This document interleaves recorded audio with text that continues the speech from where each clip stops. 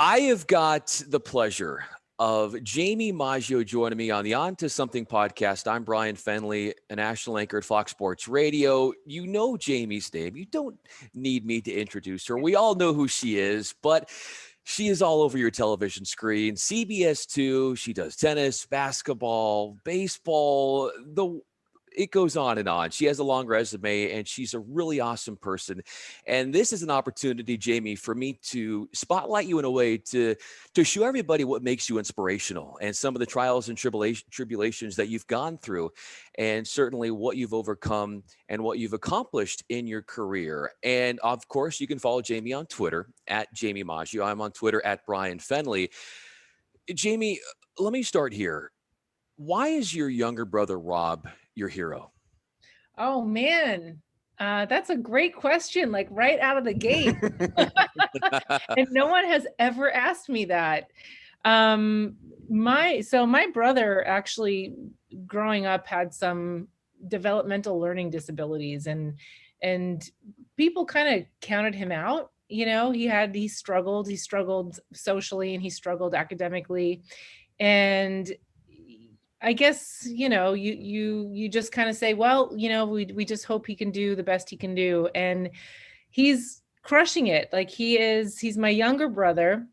So there's also that sense of sort of like being a protective older sibling. But college wasn't really his thing. Because he struggled in the classroom, and he ended up joining the army when I think he was 19 years old when he joined, and went away and fought in Afghanistan. And I thought to myself, he celebrated his 21st birthday in the Middle East, fighting a war. And, I was like doing 21 shots with my friends at a bar somewhere. Like he just,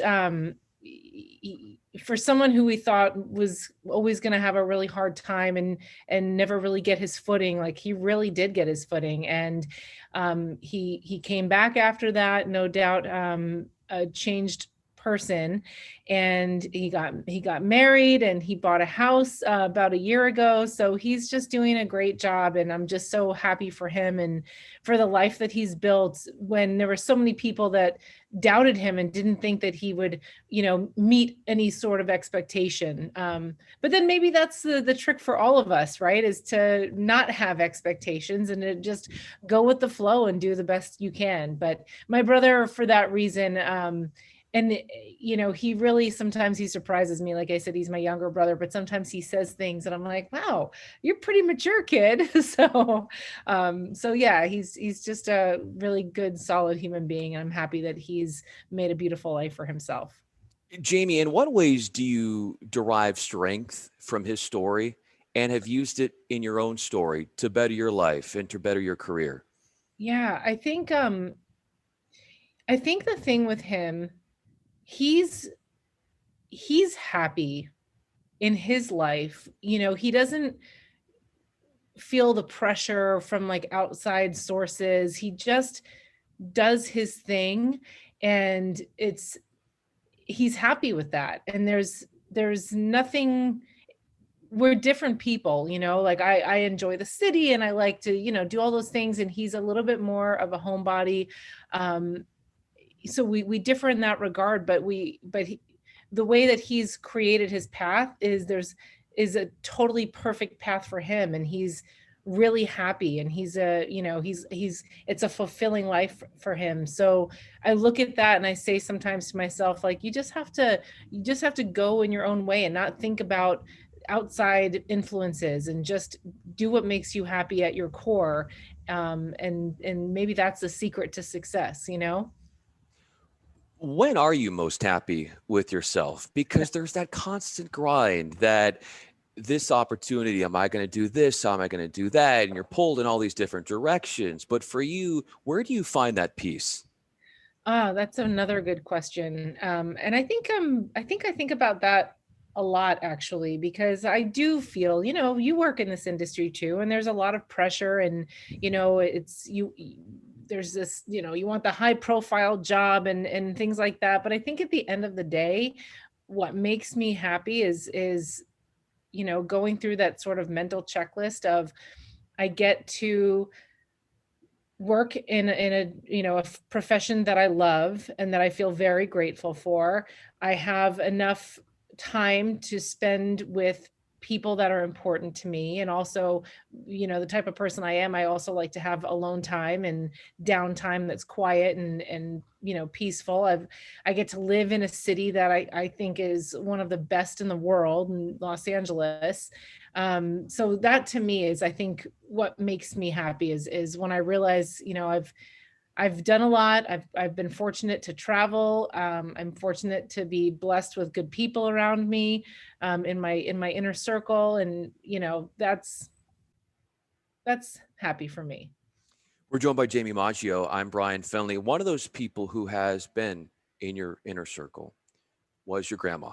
Mm. And you had a really nice note that I saw on Instagram about what she meant to you and her over 100 years of living.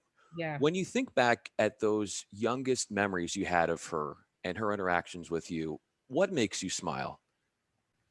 So my grandma and my grandfather, they, grew up with nothing. Their parents were immigrants and they came here and had to, you know, create their own path, and they did it from very, very humble beginnings. And my grandma went on to be a school teacher. And it's funny, I think she also graduated college. But she never, my grandfather worked in a molasses factory. Wow. So I think that she probably, she was a very bright woman. And I don't know, she just she was also like happy in life. And they went through World War II and the Great Depression, and their whole mentality. And I say they because really, growing up, I spent a lot of time with both my grandmother and my grandfather. My grandfather passed away in 2002, so I had almost another 20 years with my grandma, so that much more time building a relationship with her, which, as I grew into an adult, I could appreciate it so much more. But as a kid, I remember just, feeling like my grandma really spent time with me. And I remember thinking, okay, well, she was a teacher by profession, so she had, you know, like cool rubber bands that I used to play with. I used to make like these spider webs in this room out of rubber bands, and she would let me like make a big mess. And we did coloring, and we played card games, and she took me to museums, and my grandfather sang in the opera, so we would go to the opera, and we did a lot of stuff together. And I always felt like it was a field trip. When I spent time with grandma, it was always like a field trip, and that's what you did with teachers, right? And she was a teacher. And as an adult, and I look back with adult lenses, I think, that was more than a teacher. She was really just giving me that grandmotherly love. And so it just, it makes all of those memories feel very special. And she was just a really outstanding woman. Jaime Maggio is with us. I'm Bryan Fenley. How was the year 2009 a teacher for you? That's a great question too. I lost my job. I was working at Best Damn Sports Show period as a production manager. And well, I think I lost my job in 2008, and I was, yeah, unemployed for, the market crash, and everything was off the walls that year. But I uh I learned a lot because I learned I was tested. And at that point in time, I had like no savings, and I didn't know what I was going to do, but it afforded me the opportunity to sort of step back and really focus on launching my broadcast career, because I had been in production, but I was a production manager. So it kind of allowed me to reset, but it was different though. I ended up taking a job in the meantime because I literally had no income coming in. I was babysitting for a former coworker at the time, so it wasn't very lucrative, but it was something. And I ended up taking a job in a, gosh, what was it called? The operations department, on the CBS Radford lot, which is where I am Wow. sitting right now. Wow. So I came to this place, when I had been out of work, and didn't know, I was starting to interview for jobs actually to do pharmaceutical sales. But a friend of mine had a family member who worked here and was like, listen, they can get you minimum wage job, and at least you're back in the workforce while you kind of figure out what your next move is. And literally my job at the time in the operations department was to answer the hotline of, we've got cockroaches on stage 24, we've got the men's bathroom is overflowing in building, 22, and I would write up the work tickets and get it to the appropriate department. So I did that for, I want to say it was like 5 months before I got my opportunity with the Philadelphia 76ers, which was, a godsend. And I think that really changed my course as well. I'm giving you the whole spiel right I now. love this. When I went to Philadelphia, and I will forever be grateful for that city and for Comcast and for the team for giving me an opportunity there. But when the basketball season was over, they didn't, they wanted me to come back the following basketball season, but in the off season, they didn't have any guaranteed work for me. So because they had the Phillies and Eagles people lined up. So I thought, okay, well, let me go back to LA where I have a strong network of people and where my friends are, and see if I can make something happen. And within the first week of arriving back in LA, I had an audition at KCAL 9 CBS 2, and I became a sports anchor here with Gary Miller, who was here at the time. So I was anchoring and reporting, and yeah, it was so crazy. And I thought to myself, wow, just a year ago, less than a year ago, I was working on this very piece of land, answering phones about clogged toilets and cockroaches. So yeah, and then I came back here. So I left here the first time, and I went on to work with Fox Sports West and the Angels and NFL Network and TNT, TBS, and then at Spectrum Sportsnet, which was a staff position, which I was so excited about. I worked there for 4 years. They did not renew my contract. I think they were doing some budget cuts at the time, and I thought, well, shoot, I've got to get back into the freelance world. I've been out of this for a while, and I was fortunate to once again land here.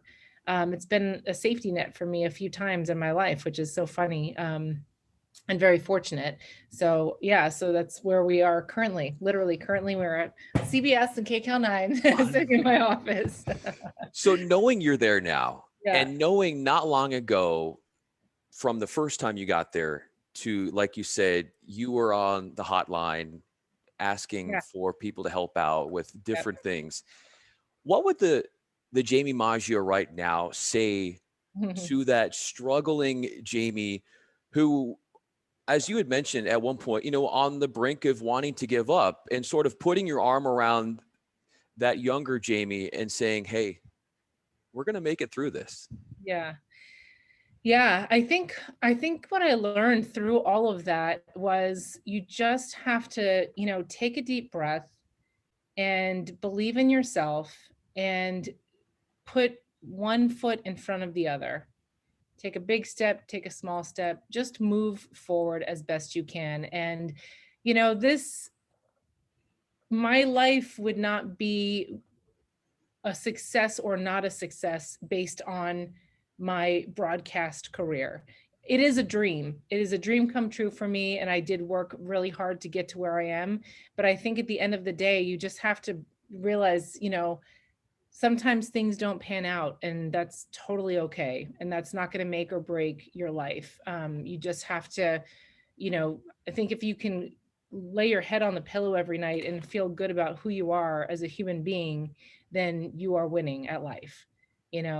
That's what it's about. It's about living fulfilled from a human being standpoint, and being kind to yourself and being kind to others, and everything else is kind of icing on the cake, and it's also out of your control.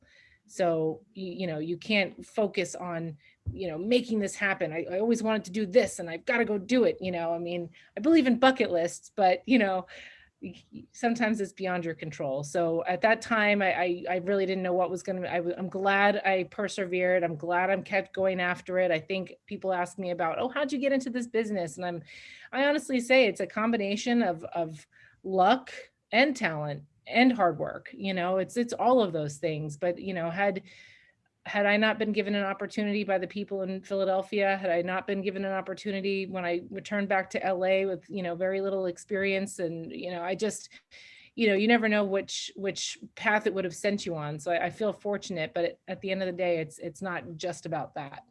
And Jamie, your story is about getting those opportunities and maximizing those opportunities. And so much of that has been your story in the sense that you get these chances and you nail these chances. Oh, And thank no you. wonder they want you back. And so look at where you are now. And you talked about winning at life. And somebody who did that while he was alive was Kobe Bryant. And I saw that picture that was of you and Kobe, and you embraced Kobe.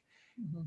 And I know your mind has gone back to that picture a whole lot since Kobe's passing. But what in that particular moment was that embrace like in having that interaction with Kobe?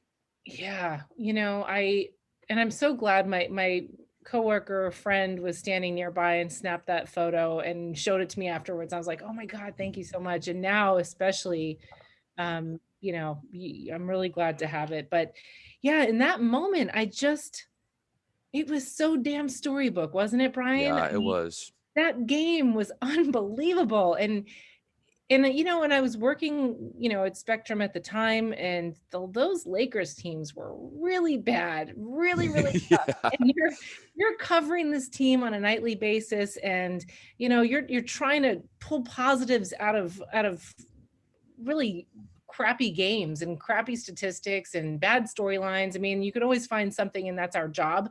But it was tough. And then for Kobe to go out the way that he did, it just was this beautiful finish to an outstanding career.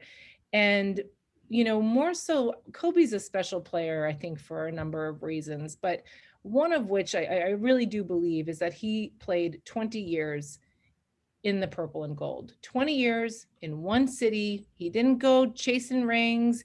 There was times where he thought he might go, he was interested in leaving, but he didn't.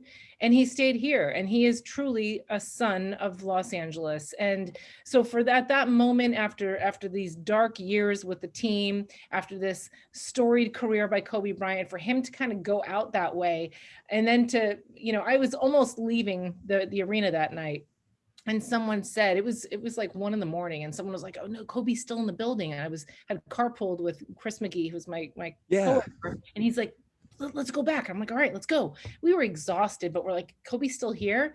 And we go back onto the court, and he was autographing the court.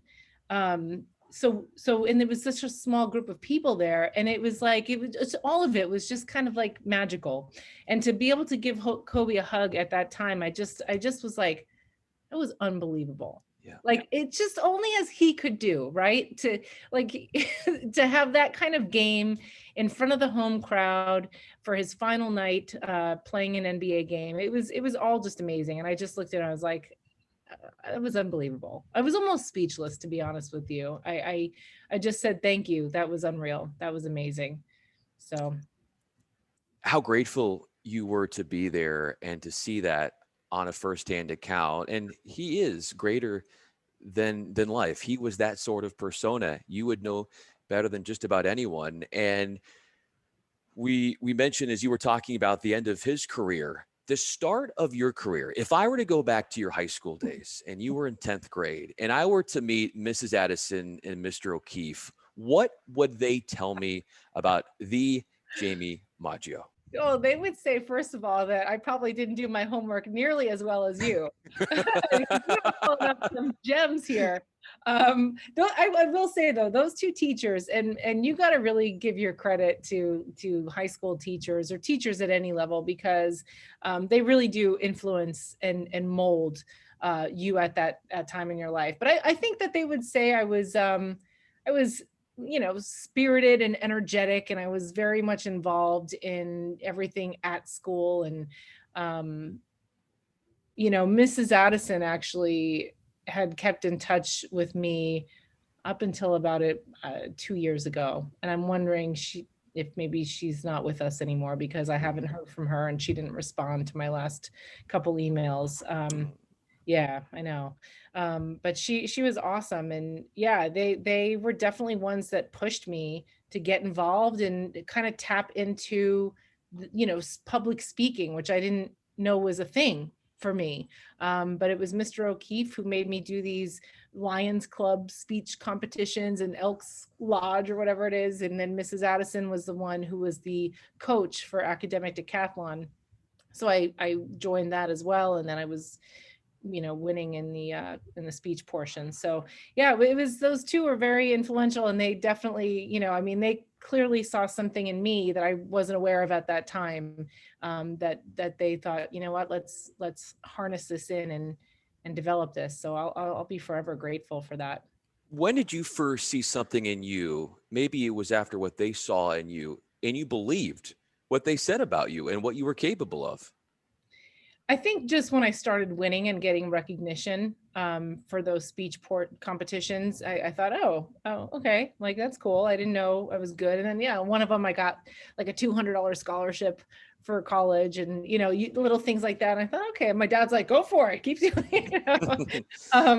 So I think that was when. But I've always been kind of this nutty sports fan. So then I started to think about, well, I love sports, and maybe I'm good at public speaking, and how do we marry these two interests? And so it was really like in 10th grade where I thought I wanted to get into broadcasting, but I wasn't so sure of how to go about it. I think that's why it's really important for, and Fox Sports does this. They do the Women of Fox Sports and Sure. Women of Production, where they show you these jobs. They'll bring in college students and show them all of these different things in the broadcast world, whether it's in the truck, whether it's in, on the sideline, whether it's, in a marketing or whatever it is there. Because if you don't know what's there, it's hard to think about it in your head if you can't visually see it, so the opportunities are out there. And I think it's important to, at that time in my life, I wasn't really sure. I probably should have tried to reach out and shadow someone and, whatever to get a better hold on broadcasting. But I kind of got lucky how I fell into it too. So I sat next to some people at a wedding that worked on the assignment desk at Fox Sports. Wow. And I was like, wait, I want to work at Fox Sports. So that's how it happened.